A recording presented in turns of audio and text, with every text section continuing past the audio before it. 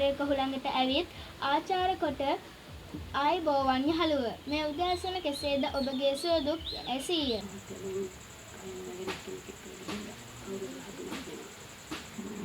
ඉස්සල්ලාම මට ආවේ උණ ගැනීම මාස 3ක් එක දිගටම නවතින්න උණ ගන්න උතනින් තමයි අසනීප පටන් ගත්තේ. දැන් මේ වෙනකොට ආතරයිටිස් තත්ත්වයක් තියෙන්නේ මුළු ඇඟේම. ડોක්ටර් කියන විදිහට මට මාස 3ක්වත් නවතින්න කියලා කිව්වා හොස්පිටල් එකේ. දැන් මම ගොඩ ගන්න බැරි තැනට ඇවිල්ලා තියෙන්නේ කියලා කිව්වා. මම මෙතනදී ඔක්කොම මේවා සේරම දිය වෙලා තියෙන්නේ. කකුල් දෙකේ මේකේ බක්ෙන්ද ඇත්තට තමයි බර තියෙන්නේ. පොළොවට කියලා ඇද වෙලා තියෙන්නේ තුම්පලකින්. තැනක් හදාගන්න ස්ථිරත්වයක් කියලා දෙයක් හදාගන්න තිබුණේ ඇත්තට වැටුණා.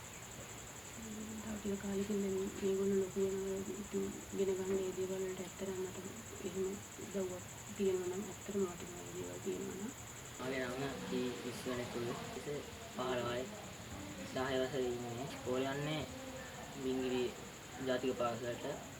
පොලිසියට යනවා හිතන් ඉන්නේ. අම්මට ගොඩක් ආදරෙයි. නංගිටත් ගොඩක් ආදරෙයි.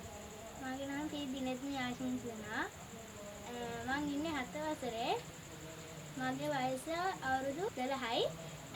මම ඉස්කෝලේ යන්නේ ඉංග්‍රීසි සර්ණංකර ජාතික පාසලට. ලොකු වෙලා ලෝයර් කෙනෙක් හරි ડોක්ටර් කෙනෙක් හරි වෙන්න මම කැමතියි.